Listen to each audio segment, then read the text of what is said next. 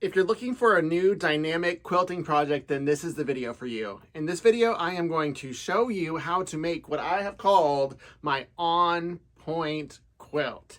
It's a take on a string block where you inset a strip of fabric into the center to create a secondary pattern of the gold boxes. I do have a kit and the pattern available in my shop, but this is a thorough video to where if you have the basics of quilting, you should be able to figure out how to do it on your own. So grab your popcorn or your fabric and let's get ready to have some fun. But totally still buy the pattern, at least if you're wanting the actual measurements and graphics. It's really good. For this pattern, we'll be working with 2-inch strips. Of course, it's better to batch cut, but I just wanted to show this print because it's gorgeous. Except for the gold insert strip is going to be 1.5 inches. And then these gold strips, I'm going to, it's on the fold, like so, cut it in half, and then fold these over and cut them in half again. And I'll just go ahead and prepare them all, do this with the gold strips, and set them aside for now. And then with each grouping of 4, I'm going to sew them while staggering them. And just to maximize the fabric, I'm going to make sure that the selvage, the thicker selvage, is on the same side for all the fabrics. And for example, here's 1. And then 1.5 inches in, I'll do the next one.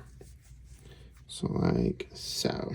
Then the next one, about 1.5 inches in, and then the next one, like so. And I'm going to sew the raw edges here at this staggered at 1/4 inch seam allowance. And so I will take the darkest one and then go to the next one and bring it down roughly 1.5 inches, and then just stitch. Get a good pace, put on some good music, zen out, and get to sewing this one. Open this beauty up like so. Ta-da! And now I'm going to go to the next fabric. Once again, looking for the widest selvage. I'm going to do a rough estimate of 1.5 inches. And then line this up, raw edges, line that up, and get going. And I'm gonna do the same thing with this strip, stitching all the way down at 1/4 inch. Now that final one, which will be the lightest one, flip it over right sides together, roughly 1.5 inches down. I'm going to line it all up, 1/4 inch, and sew. So now we'll have our groupings of 4 like this, going from the darkest to the lightest. That's staggered. As you see here, I've pressed it. And then this is how I did the seams. I did open the seams. If you want to press yours to one side, go for it. I'm not gonna force y'all to do the seams like I do them. So we are going to create this from this. Starting here, and then there'll be one going the other way, and then another triangle, and we're gonna cut things on a 45-degree angle. Most rulers have a 45-degree angle on both sides, and I'm going to utilize this by putting the 45-degree angle on this center line. So see, I'm putting this right here, here, here. Now, I'm going to cut it. There we go. Now I'm going to the other side in order to get the next one. Still using the center line. There's another 45-degree angle that I'm lining up here. Scoot it over until that reaches the point. You don't want there to be any excess. You want to get it right there on the point. Ta-da. Now, cut this. And as you can see, it is a right angle, 90-degree angle, perfect. So now I have one. This one thing of fabric is going to create 6, 3 that way, and then 3 with the lighter on the bottom. And now I'm going to use the right angle on the other side. And if you wanted to use the one that you cut to make sure that it's the same size, then go for it. Now I'm going to cut this one. Toop. Ta-da. And I will keep going back and forth with all of these quartets of strips until I get all of the triangles that I need. Ta-da, go ahead and use this.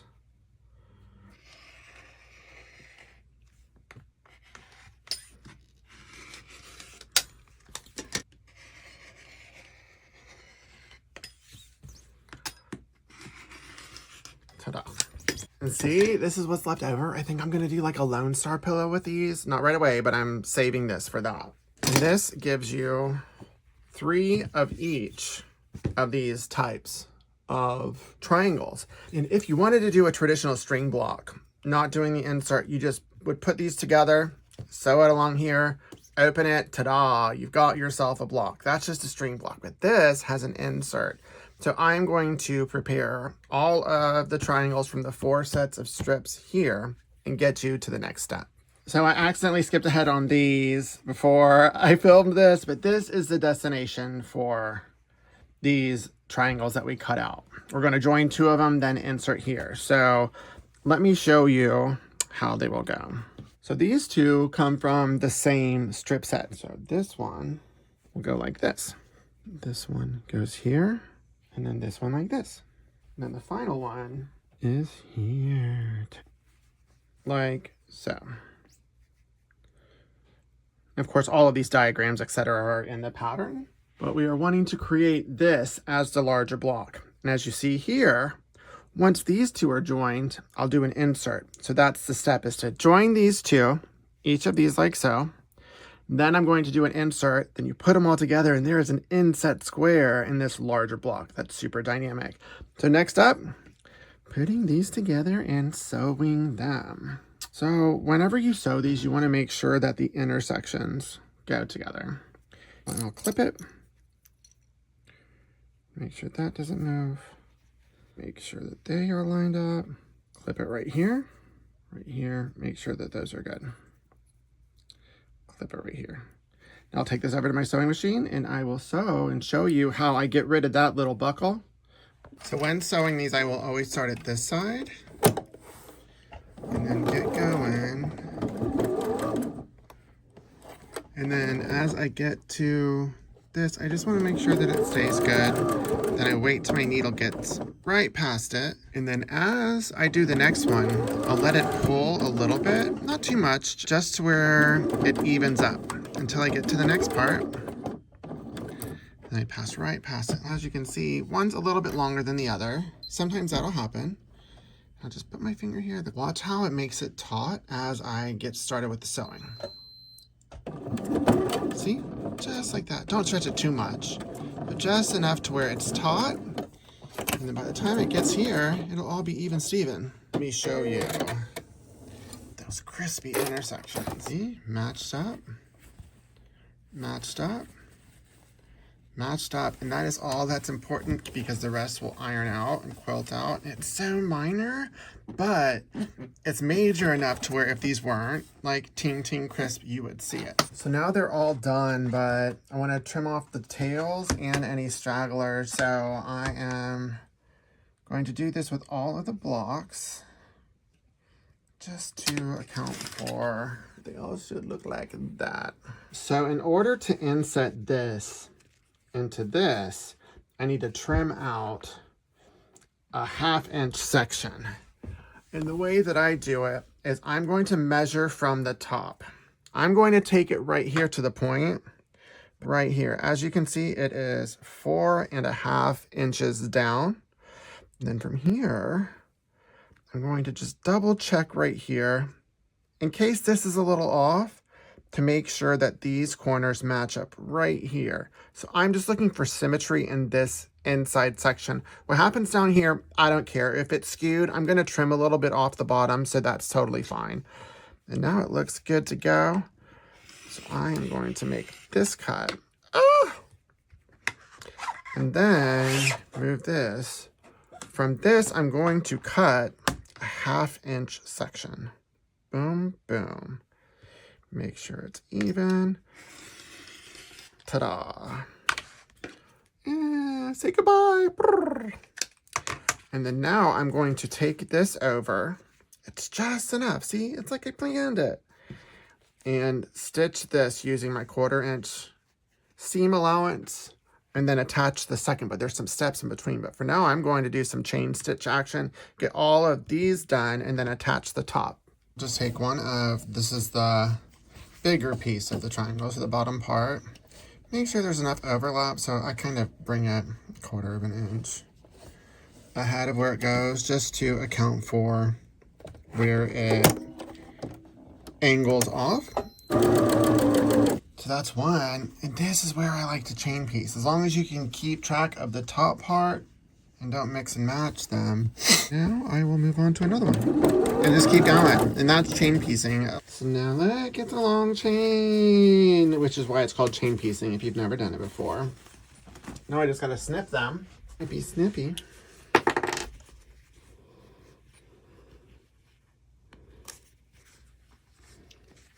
This is how I keep them in order, just so you can see what I did. As I went through each one, I flipped them that way, so this will be the first one, which will match to the first one that I did. Before I sew this to this, I need to mark these, and I'll show you what I do.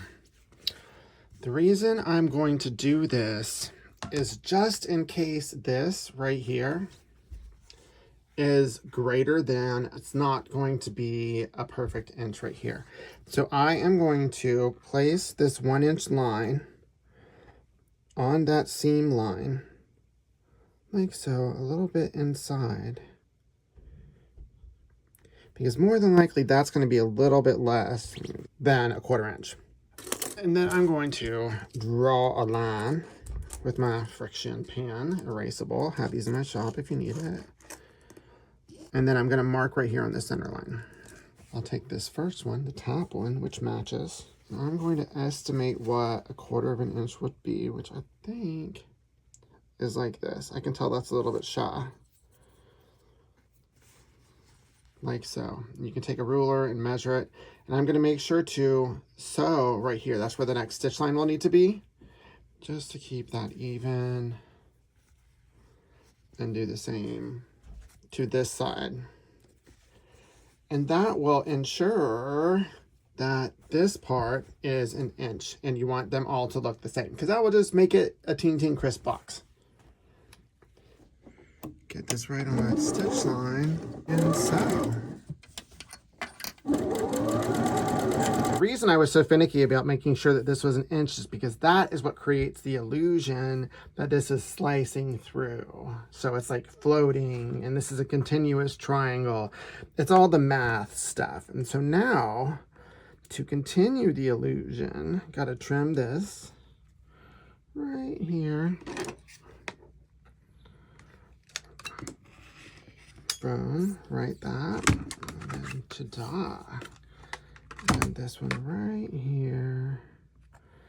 Trying not to trim off any of the printed material, because that would impact how it all sews together.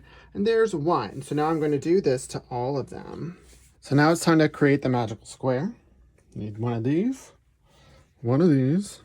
This one goes here, and then this one goes here. So these are the 4 parts of the final block that's going to create that inset square of gorgeousness. And so I'm going to sew this one to this one, and this one to this one, and then that to that, and I have a square. So here, the seam that I'm going to care about is this right here. Making sure that that part goes there and that part goes there. There.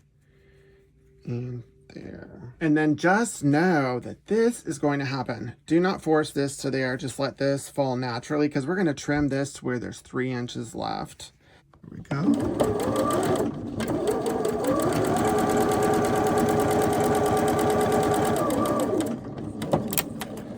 And just double check right here. Make sure that those two get right. Then once I get into the gold, then I can put my finger here and allow that to do what it's gonna do. It's already done it, it's done. So now, I'll just double check, see, my fingers, and we're good. Let's just double check that seam for the crisposity. Ooh, look, at that. That is a crispy corner if I ever saw one. One more seam. And now I'm gonna flip this over onto this one, and there are 3 spots that I make sure to clip. Making sure those seams match up. So I'll clip that. And then here, make sure that this is still crispy, because you got 2 crispy corners. You wanna have 4 crispy corners here. So do it. And do it like so. Boom, boom, shake the room. Once again, let this be natural. Don't stretch this part. And then yes, the square is crispy. So now I'm gonna trim 3 inches off of the edge of the square, like so. There we go. There we go, ta-da, like so.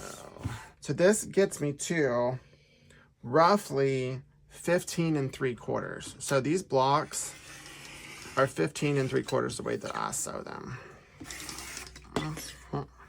Ta-da. And there we go. And this is 1 block. I need 18 of these, 10 half squares, and 4 quarter squares. So this is the quilt laid out with all of the full squares, with the block in the center and the corner pieces and the side and top and bottom pieces here. So next, I will be sewing up each of these rows. So essentially just the straight edge to straight edge on each of these, following the pattern until I get them done, and then I'll join them, the rows to the rows to the rows. But they're gonna be diagonal rows. So I am finally going to nest or spin the seams on these larger blocks just to create some extra stability. And I'll show you what I mean whenever I get to that part. But since I'm doing that, I get to glue baste. Roxanne's glue base it, love it, have it in my shop if you need some. It just takes a little bit. Right there, right there. But I'm gonna line this up first. And then if you make sure that you glue baste inside of the seam allowance and heat set it with an iron, you're good. It's not going to gunk up your needles. But I'm gonna start at the center. Boop. Ooh, boop, boop, right there. Line up this one. And every one of these intersections of the seams, I'm gonna glue baste, just to make sure that it's good. 1, it will help it be precise, and then when I get to the larger sections that I'm doing, glue basting it helps me avoid any kind of like headache. And anytime I can avoid a headache, I will do it, and that's what glue does for me. So now that I'm ready to sew and I've glue basted it, let's get started here. And glue baste that first one, just let it do what it's gonna do. And now I don't have to mess with any of this. See, you saw me do this earlier with clips, which are fine. With glue basting, I can just go. I don't have to worry. Like, don't have to stop. This whole line can get done. Now I'm going to nest the seams, which means instead of pressing the seams open like here, I pressed it to the side, one of them. And when you're doing this section, figure this, you're gonna alternate. What's easy with this quilt is every time if you go outside on the very outside one, you're gonna go inside. So it's outside, inside, outside, inside. So alternate, alternate. And then you're gonna go the opposite way with the next row. So this one, you don't have to worry about it. It's not a seam. So this next one, see? It's going on the outside. This one's the inside, outside, inside. That's definitely one of the main intersections that I want to get to. And glue baste. So I'm going to glue baste this one super good, because with these long rows, it's a situation. When you're here, when one goes that way, one goes that way, you can feel like when it hits, like you just feel it. It's like they're kissing. You can feel it, and that's when you know that it's nested. You set that one really good. So that one's nested, nested, nested, nested. And then I am going to, let me just go to the next one so you can see it. So this one's going that way. That one's going this way. There it is. Boop, boop. Put some glue here, like so.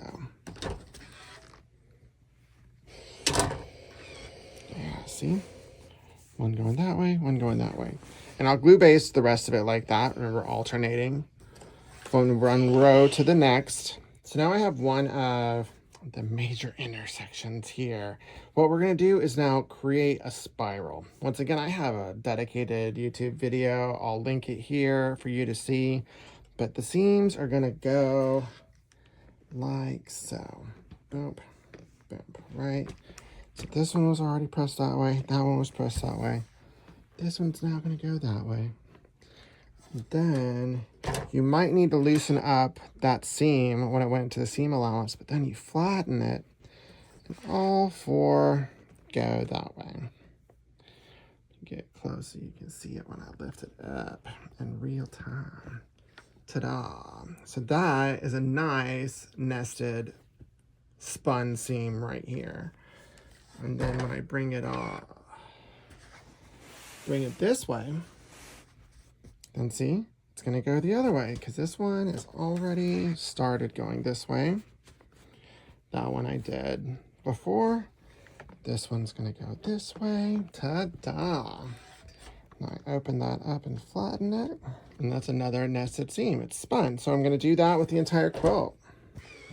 And then this right here, it becomes like a stiffer seam, still not a lot of bulk, but this will create some structure and stability in the diagonals of this quilt. Since a lot of it was sewn on the bias, this will just allow it to have some straight lines, which is why I chose to nest the seams and press them to one side here. This is the finished quilt, or at least a section of it. The full quilt looks like this, the magic of TV. But wow, honestly, this is one of my favorite quilts. I used Ebb and Flow for the fabric, which is by Kate Leach of Isoldo Designs, and this gold metallic by Whistler Studios with Wyndham Fabrics. And it is amazing. So I hope you enjoyed this thorough video of taking a string block to the next level with a golden inset for a dynamic result. And if you enjoyed this video and the general vibe, don't forget to subscribe and then hit the bell to get notified for future videos. And tell your friends, spread the love. Until next time, happy quilting.